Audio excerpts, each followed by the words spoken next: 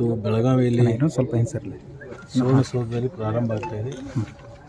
ವಿಶೇಷವಾಗಿ ಉತ್ತರ ಕರ್ನಾಟಕದ ಅನೇಕ ಜ್ವಲಂತ ಸಮಸ್ಯೆಗಳ ಬಗ್ಗೆ ಚರ್ಚೆ ಮಾಡ್ತಕ್ಕಂಥ ಒಂದು ಅವಕಾಶ ಇದೆ.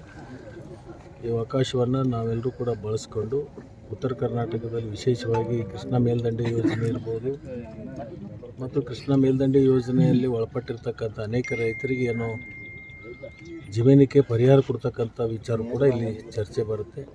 ಈಗಾಗಲೇ ಸಮಸ್ಯೆಯನ್ನು ಈಗಾಗಲೇ ಬಗೆಹರಿಸಿರ್ತಕ್ಕಂಥದ್ದಿದೆ. ಇನ್ನುಳಿದಿರ್ತಕ್ಕಂಥ ಅನೇಕ ಸಮಸ್ಯೆಗಳ ಬಗ್ಗೆ ಇಲ್ಲಿ ಚರ್ಚೆ ಆಗಲಿ, ಅದರ ಸದುಪಯೋಗನ ನಾವು ಈ ಭಾಗದ ಎಲ್ಲ ಜನಪ್ರತಿನಿಧಿಗಳು ತಗೋಬೇಕು ಅಂತಕ್ಕಂಥ ವಿನಂತಿಯನ್ನು ಈ ಸಂದರ್ಭದಲ್ಲಿ ನಾನು ಮಾಡ್ತೀನಿ.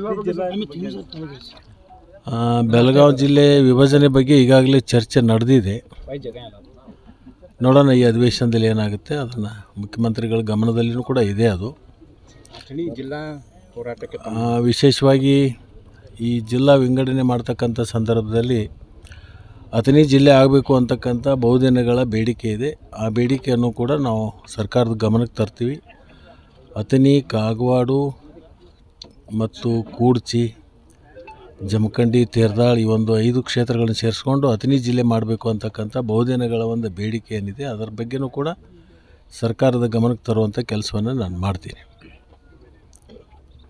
ಮತ್ತು ಮಂತ್ರಿಮಂಡಲ ಚೇಂಜ್ ಬಗ್ಗೆ ಏನು ಮಾತಾಡೋದು? ಮಂತ್ರಿಮಂಡಲದ ಪುನರ್ರಚನೆ ಆಗಲಿ, ಅಧಿಕಾರದ ಹಸ್ತಾಂತರ ಆಗಲಿ, ಅದ್ರ ಬಗ್ಗೆ ಯಾವುದೇ ಚರ್ಚೆ ಮಾಡಬಾರ್ದು. ಅದನ್ನು ಹೈಕಮಾಂಡ್ ತೀರ್ಮಾನ ತೊಗೋತೀವಿ.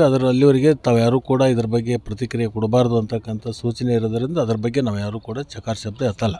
ಸತೀಶ್ ಜಾರಕಿಹೊಳಿ ಅವರು ಡಿ.ಕೆ. ಶಿವಕುಮಾರನ್ನು ಭೇಟಿ ಆಗ್ತಾ ಇದ್ದಾರೆ. 3 ಸಾರಿ ಭೇಟಿಯಾಗಿದ್ದರು.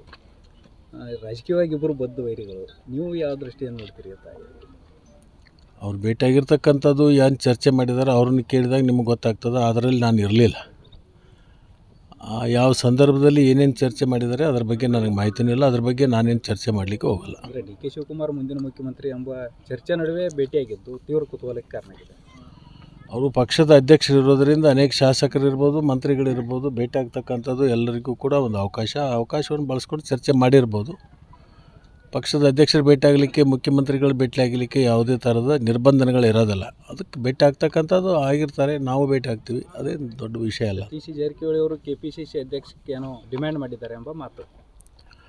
ಅದು ಯಾವುದು ಕೂಡ ಚರ್ಚೆ ಮಾಡಬಾರ್ದು ಅಂತ ಹೇಳಿದ ಮೇಲೆ ಮತ್ತೆ ನಾವು ಚರ್ಚೆ ಮಾಡೋಕ್ಕೆ ಹೋಗಲ್ಲ.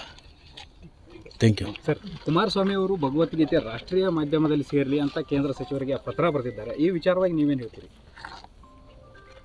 ಯಾರು? ಕುಮಾರಸ್ವಾಮಿ ಅವರು ಕೇಂದ್ರ ಸಚಿವರಿಗೆ, ಶಿಕ್ಷಣ ಸಚಿವರಿಗೆ ಪತ್ರ ಬರೆದಿದ್ದಾರೆ. ಭಗವದ್ಗೀತೆ ಪಠ್ಯ ಪುಸ್ತಕಗಳಲ್ಲಿ ಇರಲಿ ಅಂತ. ಕುಮಾರಸ್ವಾಮಿ ಅವರು ಈಗ NDA ಅಂಗಪಕ್ಷ ಆಗಿರೋದ್ರಿಂದ ಇಂಥವೆಲ್ಲ ಹೊಸ ವಿಚಾರಗಳು ಬಂದಿರತಕ್ಕಂಥದ್ದು ಸ್ವಾಗತ ಮಾಡ್ತೀವಿ.